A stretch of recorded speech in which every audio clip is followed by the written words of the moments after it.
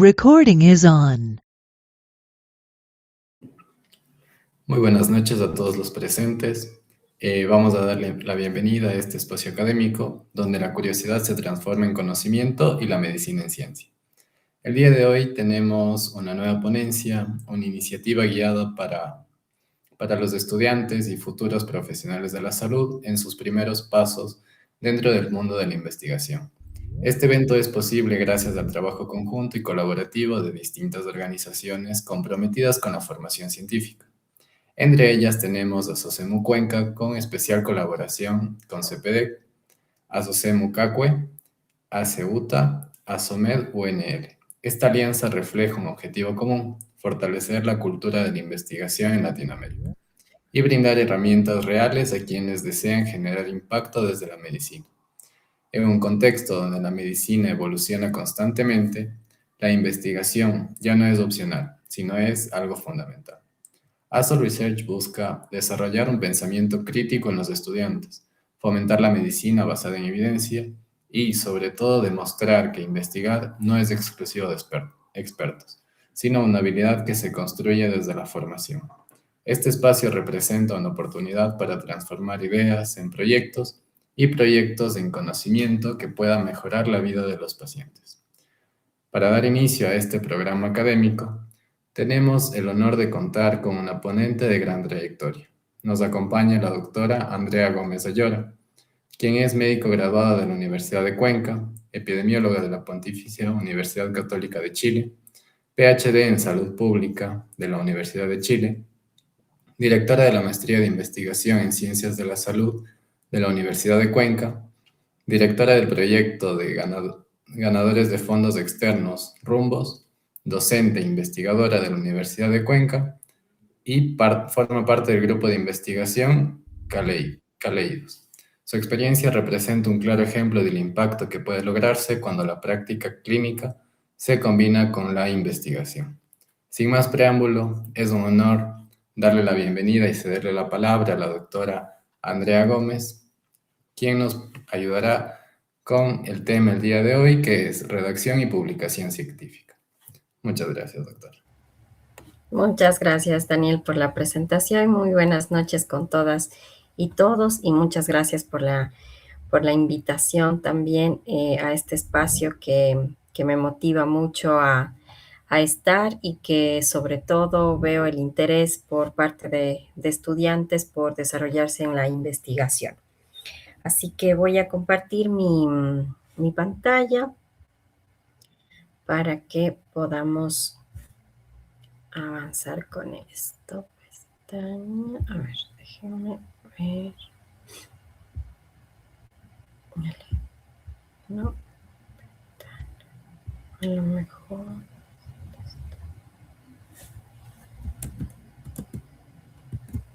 Ahí. Ahí sí. Ahí se está viendo la presentación, ¿verdad? Sí, doctor. Perfecto. Entonces, la idea es un poco comentarles de manera general lo que es, cómo es la redacción de un artículo y la publicación científica, un poco también los errores que se suelen cometer en el camino, y al final también voy a hacer un par de preguntas para que ustedes me puedan responder en el chat. Pongan mucha atención durante el proceso de la clase. Si tienen alguna consulta, alguna duda durante la ponencia, por favor no duden en escribir en el chat o levantar la mano para poder responder cualquier duda. Entonces, la redacción y publicación científica obviamente son un proceso de investigación, pero que nos permite justamente comunicar hallazgos. Y estos hallazgos lo que van a permitir es llegar hacia la comunidad académica, hacia la sociedad, hacia incluso en el caso de que pueda aportar a la política pública justamente para la toma de decisiones en salud. Y estos hallazgos deben ser comunicados de manera rigurosa y obviamente con transparencia.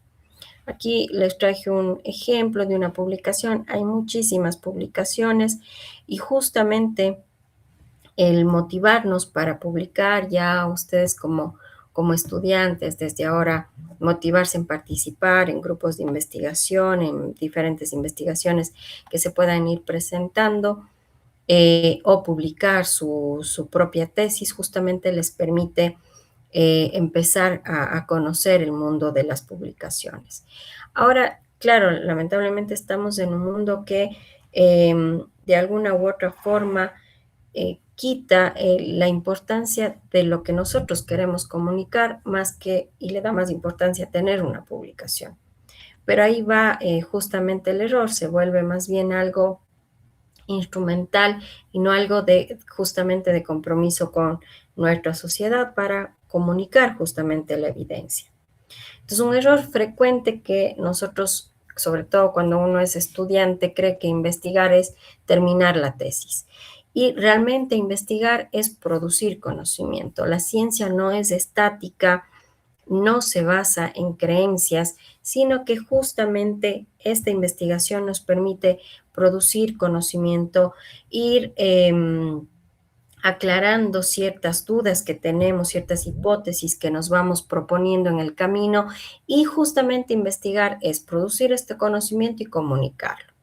Y la forma en la que lo comunicamos en las ciencias de la salud y en medicina, por un lado están los libros y por otro están los artículos científicos. Esa forma de comunicar más amplia justamente permite que esta investigación sea utilizada y se pueda ir generando más conocimiento o fortaleciendo el conocimiento que ya tenemos. Y aquí les hago un par de preguntas para que puedan colocar en los comentarios. ¿Han leído un artículo científico completo? A ver qué opinan. La primera pregunta. Espérenme para mirar si puedo ver desde aquí. A ver, en el chat. Ya. Josibe dice que sí. ¿Quién más se anima? Justamente. Algunas hasta resultados, súper honestos, muy bien. ¿Quién más se anima a responder en el chat? ¿Han leído un artículo científico completo?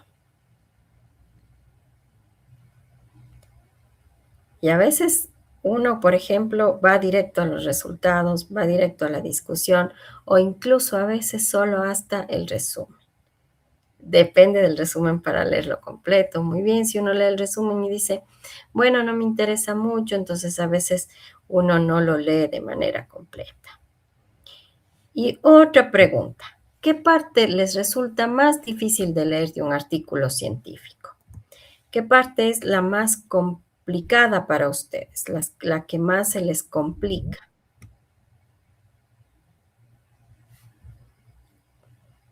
Hay varias partes, ¿no? Del resumen, la introducción, la metodología, los resultados, la discusión. Muy bien, la metodología, la tabla de resultados, ¿no?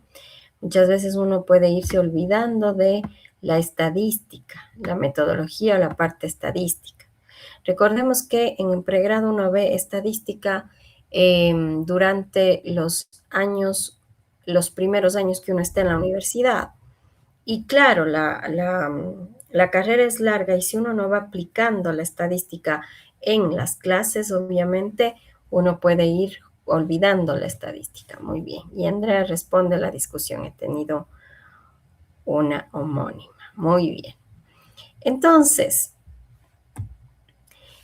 ¿qué es un artículo científico? Un artículo científico es un texto académico en el que se presentan resultados de una investigación realizada de manera sistemática. ¿Qué quiere decir sistemática? De manera ordenada, paso a paso, que es rigurosa y que podemos verificar. Si otra persona realiza el mismo estudio, obviamente va a poder verificar esos resultados y encontrar que justamente esta evidencia es real. Y obviamente los artículos permiten generar nuevo conocimiento y aportar evidencia. Y ojo, hay muchos artículos que se han publicado en revistas muy famosas como Lancet, que es una de las que más se utiliza en salud, han tenido incluso que retractarse ¿Por qué? Porque otras personas hicieron la misma investigación y encontraron que los resultados eran totalmente distintos, no se pudo corroborar esa información y tuvieron que retractarse este famoso estudio de el tema de las vacunas con el autismo, que tuvo que retractarse. Entonces, también a pesar de que puede haber pasado por pares y que la investigación cumplió con todos los requisitos, en algún momento, si es que es una información falsa, va a llegar a la luz y es necesario retractarse. ¿Cuáles son las características principales de un artículo? Obviamente que se basa en evidencia, en datos, experimentos, análisis, tienen una estructura definida y obviamente va a depender mucho de la revista, pero las revistas en general cumplen un patrón muy similar que no diferencia una de otra. En general es evaluado por pares y es importante ¿por qué? Porque el ser evaluado por pares permite que la calidad eh, sea confiable para los lectores. Entonces hay revistas que dicen evaluación por pares y además tienen indexación, etcétera, son de las mejores a las que uno puede enviar. ¿Por qué? Porque cumplen procesos rigurosos. Sigue una estructura definida, como ya les había dicho, y se publica obviamente en revistas científicas que justamente permiten llegar a mucho más público para que lo pueda leer. Y algo que se me está yendo en este momento, es importante también que siempre que uno desarrolla investigación de datos primarios, es decir, yo entrevisto a una persona o recojo información directamente de sus resultados de exámenes, etcétera, yo hago una encuesta de manera directa, yo debo tener primero una aprobación por parte de un comité de bioética para luego poder aplicar la encuesta y después publicar. Y nos ha pasado, y eso para recordarles también, ustedes probablemente ya vieron bioética, algunos, todavía algunos no, pero es importante saber que todas las revistas en todo el mundo piden el consentimiento informado, piden la aprobación por parte de un SAGE, es decir, que hayan hecho primero el protocolo, después la recolección de datos y después el desarrollo del artículo. Es importante la aprobación por parte de un SAGE, es decir, la carta de aprobación, porque eso le da un respaldo a la revista, un respaldo legal a la revista de que se cumplió sobre todo con el principio de la autonomía. Es decir, que las personas quienes participaron de manera libre, voluntaria y además conocían cada detalle de la investigación y firmaron un consentimiento informado. Y ese documento es también un respaldo legal para los investigadores.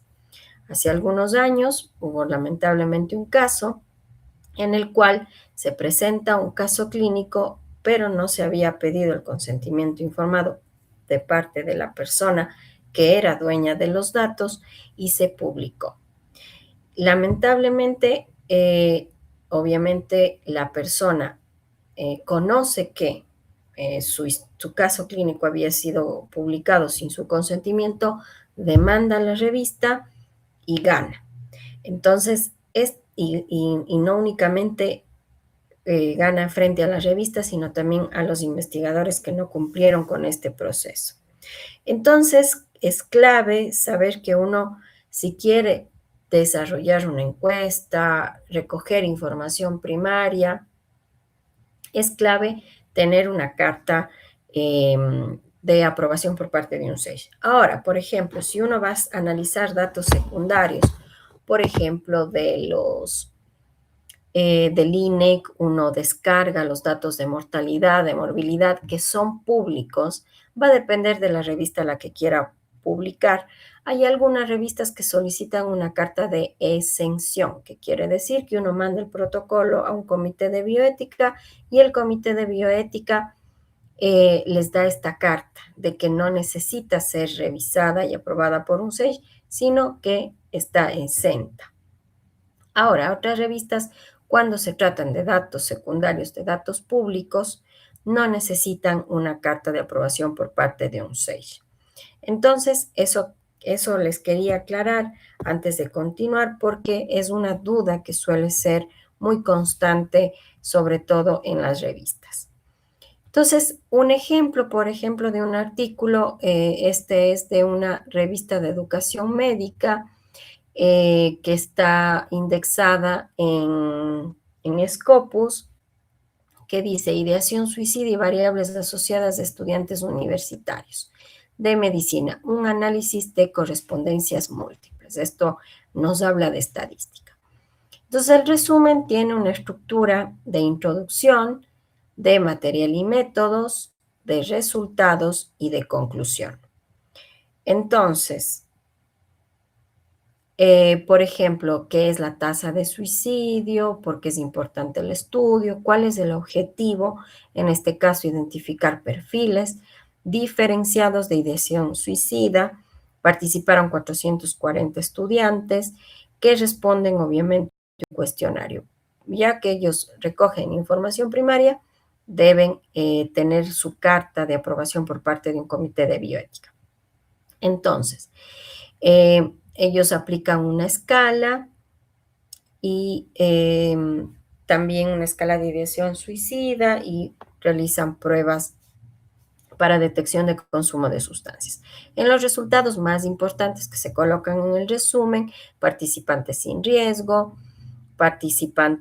se identifica 4 perfiles, de sin riesgo, de bajo riesgo, conformado principalmente por hombres con baja ideación suicida, niveles mínimos de ansiedad y depresión y bajo consumo de sustancias. Otro perfil que dice participantes de riesgo medio, principalmente mujeres con ideación suicida, media, ansiedad moderada o severa, depresión moderado grave.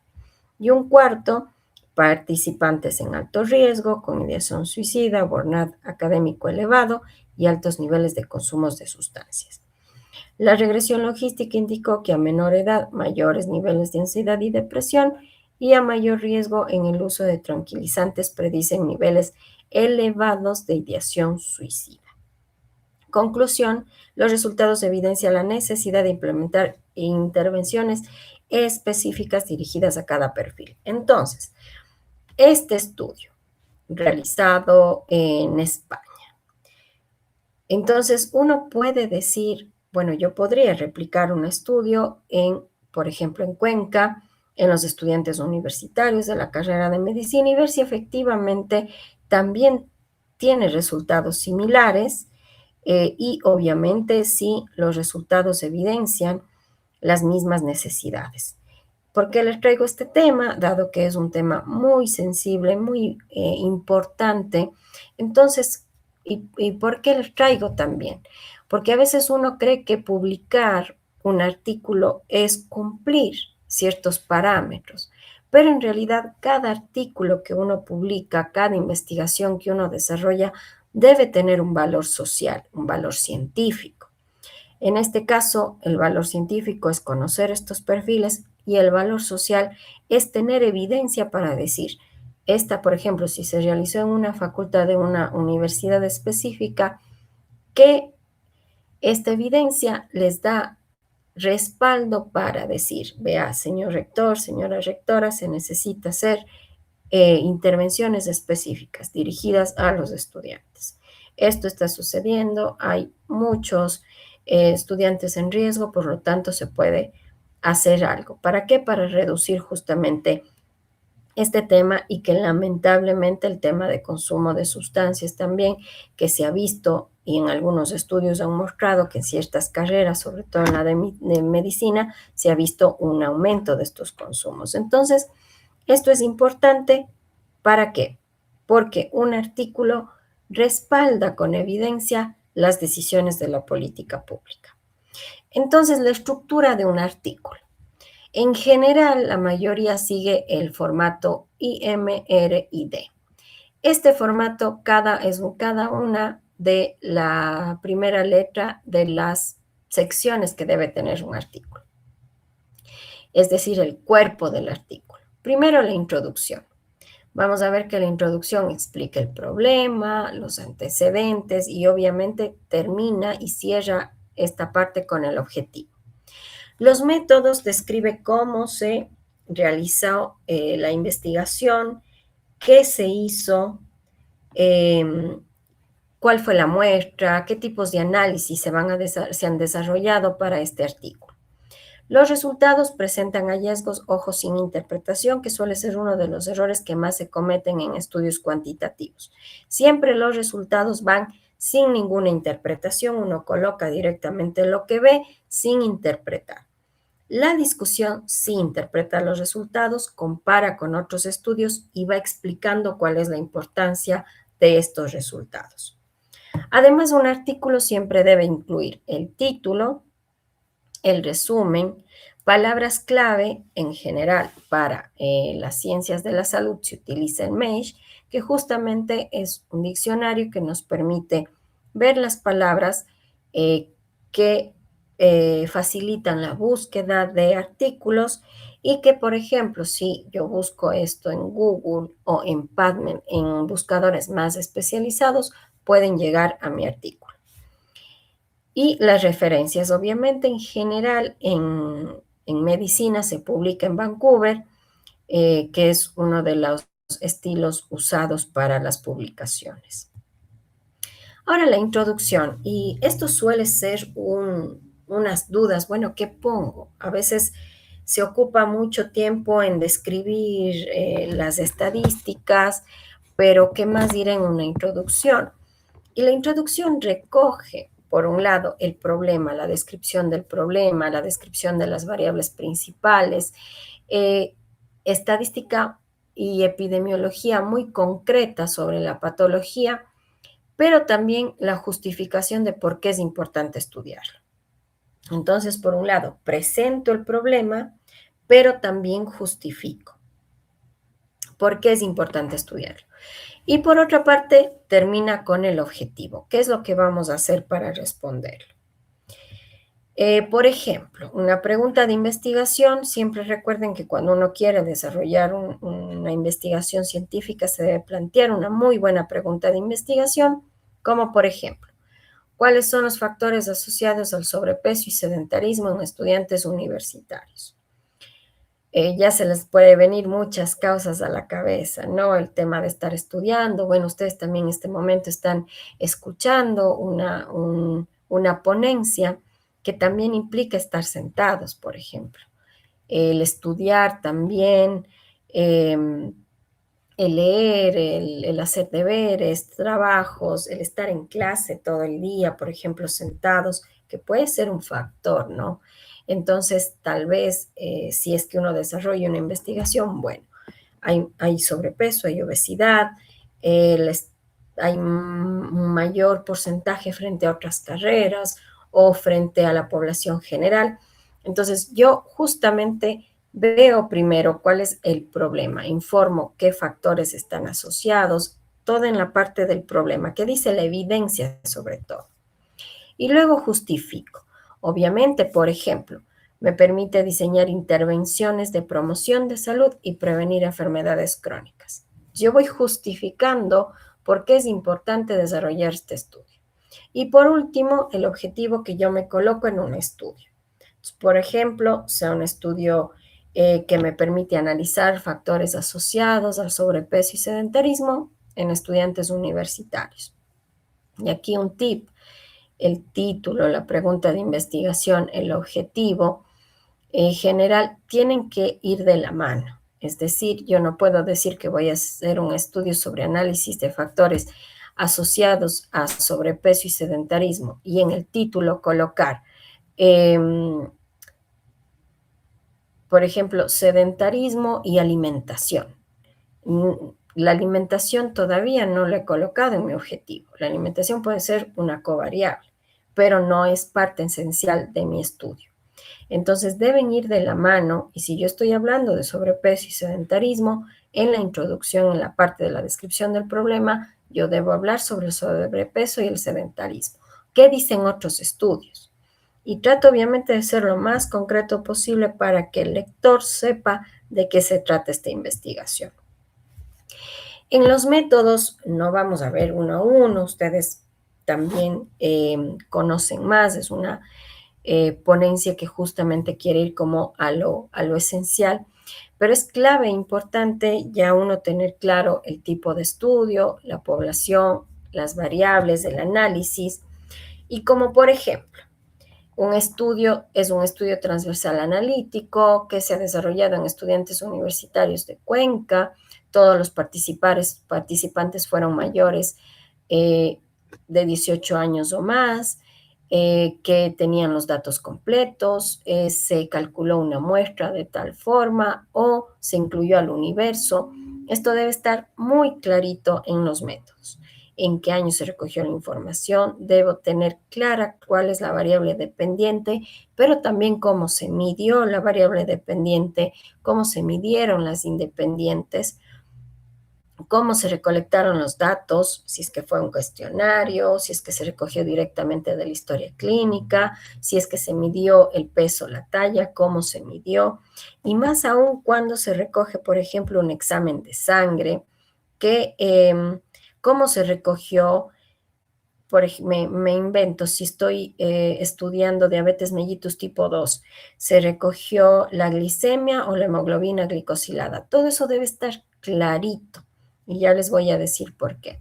Y con respecto al análisis, obviamente uno tiene que declarar qué tipo de análisis desarrolló y hasta dónde llegó su análisis. La ética, y obviamente aquí vuelvo a hacer énfasis sobre el tema del comité de bioética y obviamente el consentimiento informado. Es un paso clave. Hace muchos años realmente ya este paso no era necesario, había, como ustedes saben, más bien un autoritarismo por parte de la medicina, de quienes desarrollaban medicina, eh, y no se pedía este consentimiento a las personas y se publicaba. Y esa era la forma en la que se desarrollaba la investigación. Pero dado casos graves, historias muy complejas en otros países o en nuestro mismo país, se ha ido desarrollando cada vez con más fuerza el tema de los comités de bioética y justamente que permiten estos comités que se vea y se refleje que se está respetando los principios bioéticos de las personas que participan, de que no son sujetos de investigación, sino más bien son participantes de una investigación, que dan su consentimiento y que obviamente están confiando en los investigadores. Entonces, ¿qué errores se cometen mucho en el momento que uno escribe la metodología? No especificar claramente el tipo de estudio, no definir las variables, no decir cómo se midió, eh, porque no es lo mismo una glicemia que una hemoglobina glicosilada, por ejemplo, no explicar cómo se realizó el análisis, olvidar los aspectos éticos. Si ustedes mandan a una revista por primera vez y llega y el editor que hace el primer filtro ve que no colocan que fue aprobado por un comité de bioética, les devuelve y no siguen el siguiente paso. Entonces, es muy importante, sobre todo cuando uno envía a revistas que son muy complicadas de publicar, verificar cada una de las sugerencias que coloca la revista y sobre todo de cada uno de los documentos que uno tiene que subir y todo lo que solicita para pasar incluso un primer filtro. Y mezclar resultados. Esto es importante porque en los resultados muchas veces las personas cometen el error de colocar, por ejemplo, en nuestro estudio participó el 70% de mujeres, demostrándonos que existen más mujeres que hombres en este grupo. Ya estoy interpretando aquí con decir, el 70% de participantes fueron mujeres, punto. No tengo que interpretar. Ahora, ¿por qué es importante que la metodología esté clarita? Porque si alguien más quisiera repetir el estudio y no tiene esa información, obviamente la metodología está incompleta. Entonces, es clave demostrar y mostrar muy bien cómo se desarrolló el estudio de una manera concreta. Y ojo, las revistas no nos permiten explayarnos en información, sino ser lo más concretos posibles. Y muchas veces, aquí también una recomendación, escriban todo, la información que ustedes tengan y luego vayan modificando, reduciendo, hasta cumplir obviamente con lo que necesita la revista. Cuando es un primer borrador, siempre es importante que uno coloque todo con detalle y que luego pueda ir resumiendo. ¿Por qué? Porque a veces cuando uno hace lo contrario y va poniendo lo justo, luego se da cuenta que se olvidó algún detalle que tal vez sí hubiera sido importante colocarlo. Los resultados, en cambio, son datos sin interpretación. Vuelvo a insistir que es uno de los errores que uno más comete cuando empieza a escribir artículos. Tablas y gráficos, obviamente que uno va aprendiendo en vía estadística a desarrollarlos e interpretarlos. No es importante fijarnos cuántas tablas y cuántos gráficos nos permite la revista. Algunas revistas permiten, por ejemplo, hasta 4 tablas y un gráfico. Otras, en cambio, permiten más o incluso algunas permiten solo 2 tablas y un gráfico. Y si es que ustedes necesitan colocar más información detallada, les piden que coloquen como anexos o como material que les colocan un clic para que ustedes puedan acceder al resto de este material. Pero va a depender de la revista. Por eso cuando ustedes ya tienen la información, es muy importante que revisen muy bien cuáles son esos criterios de cada una de las revistas. Ahora, por otra parte, la discusión. La discusión también suele ser uno de los segmentos que no son tan fáciles de escribir. Uno se pregunta, ¿y ahora qué escribo aquí? ¿Qué realmente va? Lo primero, lo primerito es responder la pregunta de investigación. Por ejemplo, en el ejemplo que les había dado del sobrepeso y el sedentarismo, lo primero es responder. Bueno, se observó que el sedentarismo está asociado al sobrepeso. Se vio que los pacientes con sobrepeso presentan un 80% de sedentarismo, o si es que calcularon una razón de prevalencia, 8 veces mayor prevalencia que aquellos que realizan ejercicio. Y esto se ha observado en tales y tales estudios, lo cual concuerda con la evidencia. Parten de ahí. Después de eso, van interpretando cada una de las variables que ustedes estudiaron. Por ejemplo, en el ejemplo que les coloqué estaba el sexo, la edad. Entonces esto pasa con el sexo, esto pasa con la edad y se va comparando con otros estudios. La discusión es eso en los estudios cuantitativos, discutir con lo que se ha encontrado en otros estudios. Y si hay, por ejemplo, información contraria, me invento con un estudio desarrollado en Japón. Es que en Japón la alimentación es diferente, la cultura, uno va explicando también estas comparaciones y siempre obviamente citando todos estos estudios. Uno de los errores más comunes que he visto en el tema de las discusiones y que también me ha pasado es que a veces uno coloca, nosotros encontramos un 80% de sedentarismo, China encontró un 50% y no sé, Chile encontró un 30% y nada más se quedó ahí. No, es importante ir justamente desarrollando qué es lo que más pasó en esto y qué dijeron ellos, estos artículos en sus discusiones. ¿Por qué encontraron menos? En Ecuador pasa esto, en cambio en China esto, en Chile esto. O si no, varios estudios han encontrado que el porcentaje de sedentarismo en estudiantes universitarios es del 50%. ¿Qué varios estudios?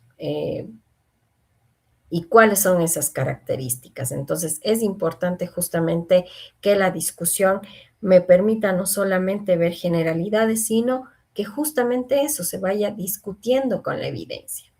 Y por último, ¿cuáles son las implicaciones? Se encontró que los estudiantes de la Universidad de Cuenca presentan un 80% de sedentarismo. Esto obviamente va a generar problemas a la larga del corazón, hipertensión, diabetes, etcétera. Entonces, por ende, se recomienda a las autoridades universitarias que generen tales o tales acciones. La evidencia ha demostrado que, por ejemplo, tener pausas activas o aumentar espacios para que puedan hacer ejercicio durante el día o que los horarios tengan tiempo flexible para que los estudiantes también puedan desarrollar algo de ejercicio. Entonces, o también los bares, por ejemplo, que los bares cercanos también tengan o reduzcan, por ejemplo, la preparación de alimentos con hidratos de carbono procesados. Me estoy inventando. Entonces, justamente esta discusión permite ir un poco más allá. Y siempre, siempre cerrar la discusión con la importancia de este estudio. Este estudio está brindando evidencia para mejorar la salud de los estudiantes, es el primero que se ha desarrollado en Cuenca, etc. Entonces, justamente esta discusión permite valorar también el desarrollo de la investigación.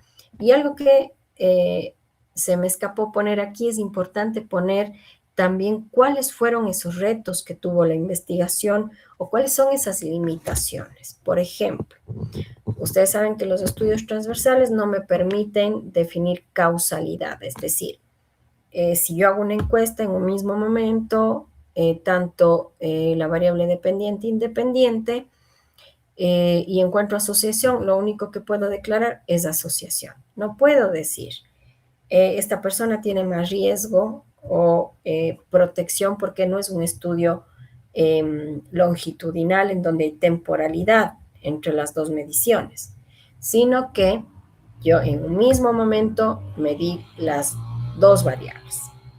Entonces, por ejemplo, si es un estudio transversal, hay que declarar, dado que es un estudio transversal, no se puede hablar de causalidad. Sin embargo, es un estudio en donde se redujeron los sesgos, la información que se recogió fue, por ejemplo, aplicada de manera directa a los participantes, se resolvieron todas sus dudas, se redujo el sesgo del investigador, del investigado, etcétera. Entonces, justamente esta discusión permite poner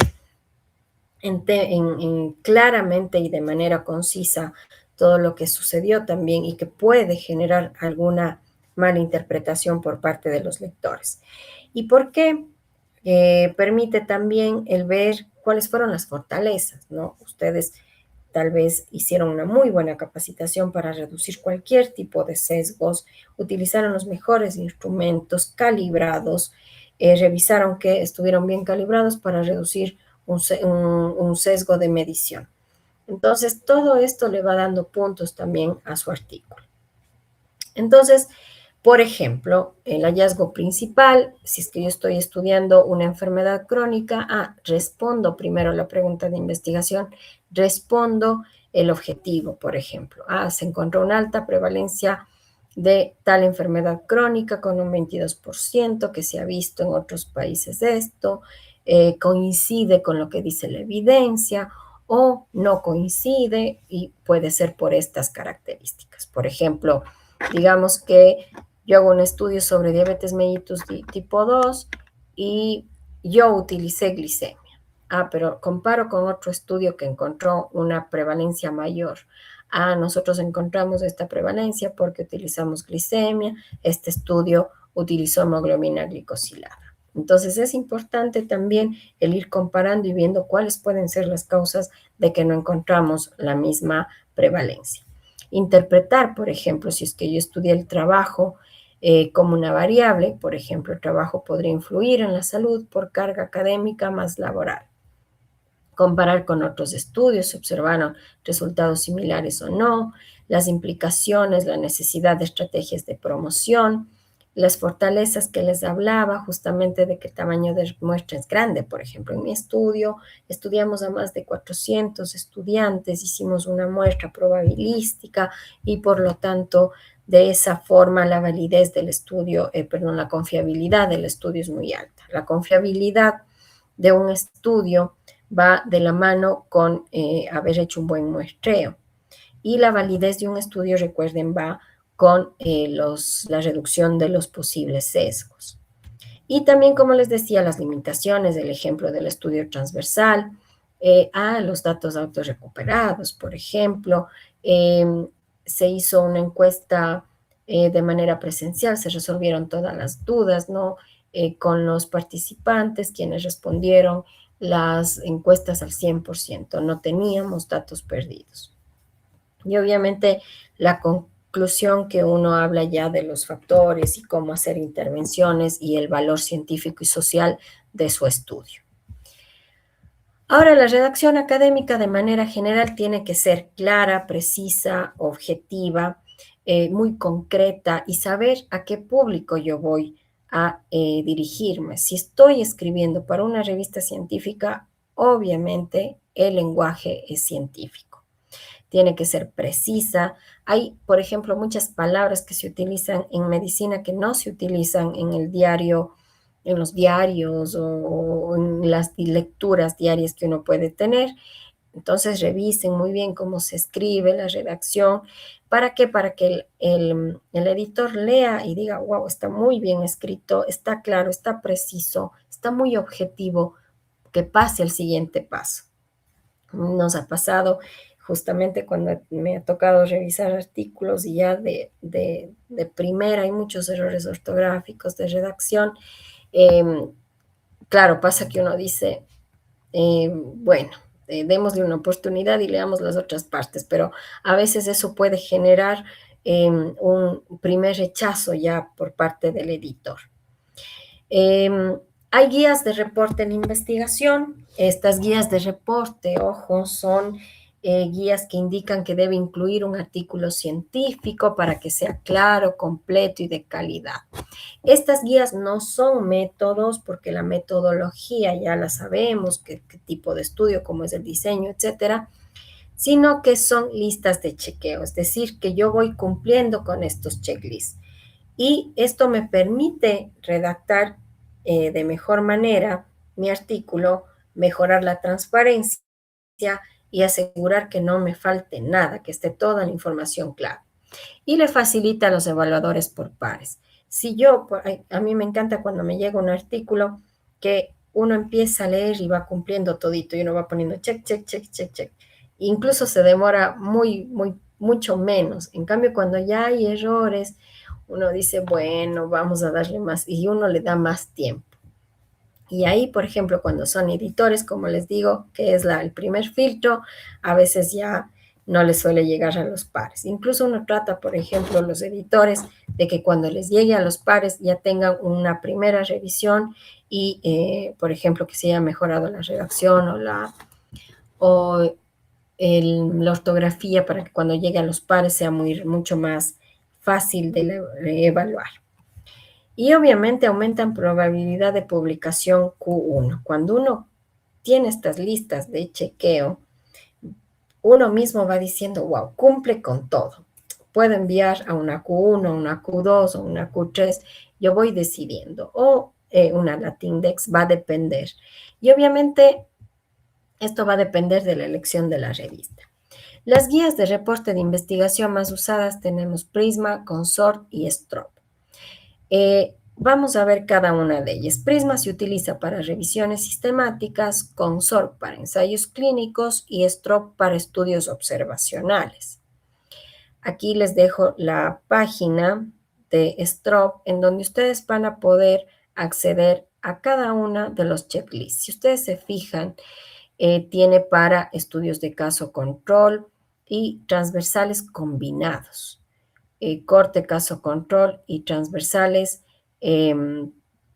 también combinados, tienen estas dos, filable, entonces tienen a veces algunos checklists que van incluso actualizándolos y que les van colocando ahí.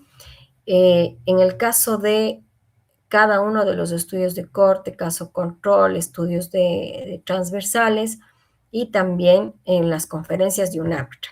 ¿Por qué les motivo al uso? Uno a veces solo cumple lo que dice la revista, pero en cambio cuando uno utiliza estos checklists se da cuenta de lo que puede faltar y por qué puede que no sea tan bueno el artículo que estoy escribiendo. Esto, sobre todo en estudios observacionales, que son los que uno más desarrolla, sobre todo cuando está en pregrado, las tesis.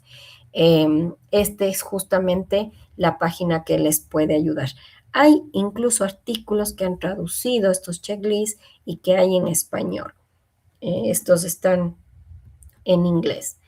El otro consort que se utiliza para ensayos clínicos, hay también el SPIRIT que se utiliza en cambio para intervenciones de campo, por ejemplo, que no son ensayos clínicos, sino de, por ejemplo, una política pública o una vacuna, que esto se hace ya hacia afuera. En cambio, los ensayos clínicos, como lo dice la palabra, son en las clínicas, están internados en una clínica y por lo tanto se utiliza consort. Prisma, que en cambio, como les mencionaba, para las revisiones sistemáticas es uno de los más utilizados. Las revisiones sistemáticas, si bien en general no solicitan la aprobación por parte de un comité de bioética, suelen pedir que se hayan inscrito en Próspero, que es una página que va recogiendo los metaanálisis y revisiones sistemáticas que se van haciendo en todo el mundo. Ahora, ¿por qué es importante esto? Porque cuando uno inscribe el protocolo, ya ve si es que hay otros estudios que están haciendo lo mismo o no. Próspero evalúa y les envía un código y con ese código ustedes publican su artículo. Ahora, la selección de la revista. La selección de la revista, y en honor al tiempo, porque a veces me expando mucho en algún tema, es importante ver el tema, obviamente, si es un tema de política pública, en dónde se publica más, si es un tema de estudiantes universitarios, qué revistas publican más sobre este tema. Y para eso son muy importantes las palabras claves. Por otra parte, la indexación, que es muy importante, si es que está indexado, por ejemplo, a Latindex, Scopus, de Web of Science, muchas indexaciones, obviamente, que en algunos casos, algunas revistas tienen unas scores mucho más altos que otras revistas. El cuartil, si es cuartil 1, cuartil 2, cuartil 3, cuartil 4, o no es parte de un cuartil, pero es una revista que tiene renombre en mi área, por ejemplo, o en mi ciudad o en mi país. Y obviamente el idioma es clave. A veces un artículo puede que no tenga tanta oportunidad de publicarse en español porque en inglés hay muchas más revistas. En general, la evidencia se publica más en inglés que en cualquier otro idioma. Obviamente las revistas más famosas dentro de nuestra área. Entonces, ahí, por ejemplo, también puede ser una clave de que si ya pasaron por algunas revistas en español, se animen, traduzcan y envíen una revista en inglés. Sí, también se puede dar. Entonces, obviamente es importante que tu artículo encaje en lo que publica la revista. Obviamente, si es que es, por ejemplo, me invento de contaminación, voy a ver una revista de contaminación y lo demás que ya les había hablado. Hay algo que es importante, los tiempos de revisión. Fíjense en las revistas cuánto tiempo se demora. Son rápidas, son lentas, cuánto tiempo se demoran en dar una primera respuesta. Hay algunas que nos han tenido con artículos un año y luego nos han dicho, sabe que no, y es una gran pérdida de tiempo. Entonces es importante ver cuánto se demoran en dar una respuesta y enviar. Los costos, es importante fijarse si es que es gratuita o hay que pagar. Y si es que hay que pagar, obviamente, ¿voy a tener esos recursos o no? Entonces, esto es importante fijarnos también muy bien antes de enviar el artículo, porque puede que nos aprueben y yo no pueda luego pagar para la publicación.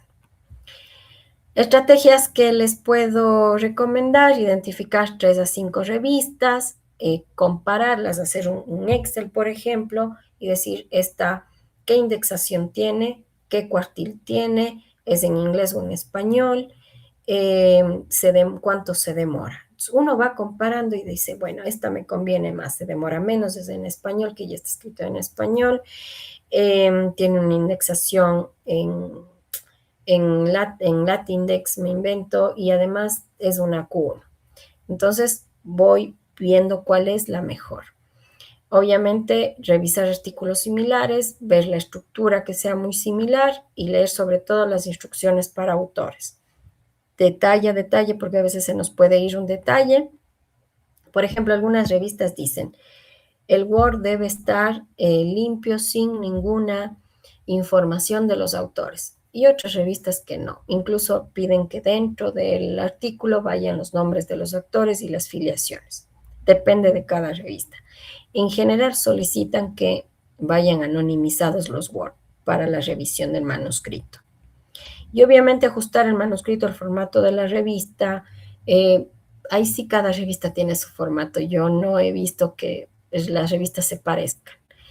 Los márgenes tienen que ser de 3x3x3, otra dicen de no, 4x2x2. Entonces hay que ver esos detallitos que suelen solicitar cada una de las revistas. Incluso numerar cada una de las filas del artículo. Errores comunes que suele pasar al elegir revista. Primero, enviar a una revista fuera del tema. Yo estoy haciendo un estudio sobre reumatología y envío una revista de psicología, obviamente llega el tema y no, enseguida le devuelve.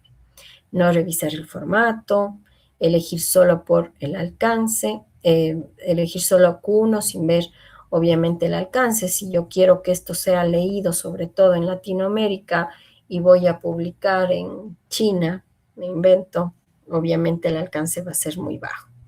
Y obviamente no considerar los costos, que a veces suele sorprendernos ya cuando nos aprueban.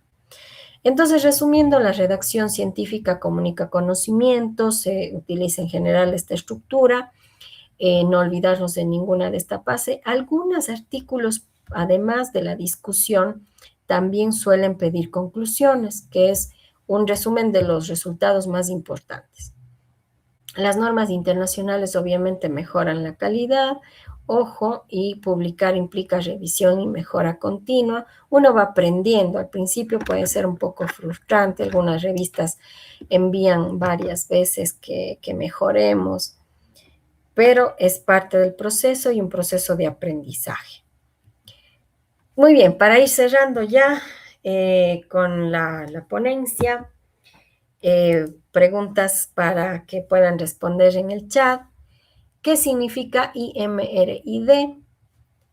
A, idea, método, resultado, datos. B, introducción, método, resultados, discusión. C, investigación, marco, resultados, datos. O D, introducción, modelo, resultados, datos. Pueden escribir A, B, C o D. Espérenme que no logro verles. Ya. Muy bien, ya están respondiendo. Ya. Un segundito más. Listo. Excelente. Introducción, métodos, resultados y discusión. Siguiente pregunta. ¿Qué sección explica cómo se hizo el estudio? Introducción, resultados, métodos o discusión.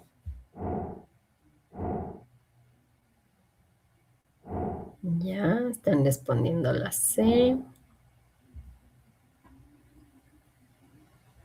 Ya, veamos si hay más. Ya. Excelente, muy bien. Son los métodos. Y la última.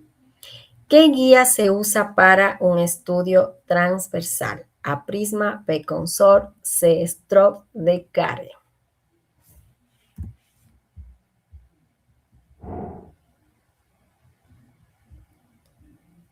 Ay, no logro entrar. Aquí está. Ya. La C, Stroop.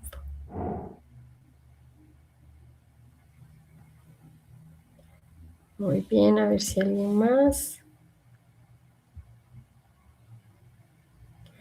Listo. Muy bien, Strop.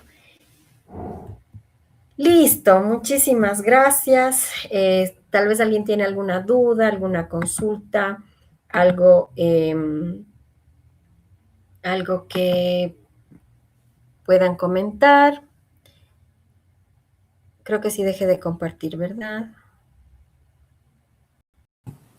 Sí, doctora. Muchas gracias, Daniel. Chicos, si tienen alguna pregunta, alguna consulta para que lo puedan hacer a la doctora. ¿Algún comentario?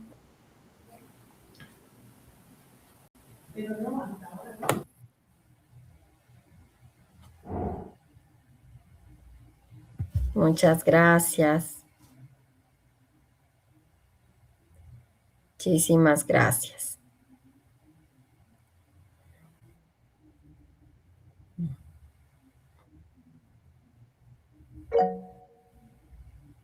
Yo quisiera hablar, me dice.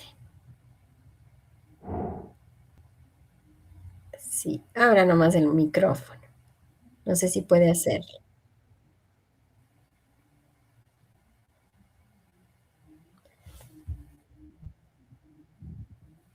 No sé si pueden abrir el micrófono o... Sí, igualmente si desean pueden hacerlo por el chat también sus preguntas.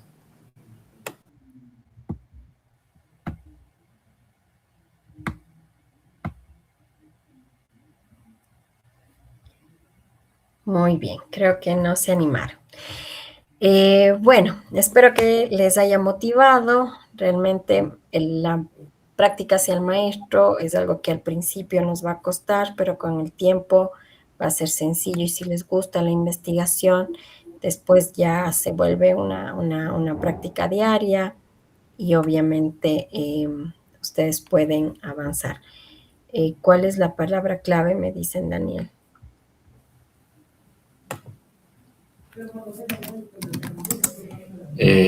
Bueno, chicos, la palabra clave sería guías de reporte.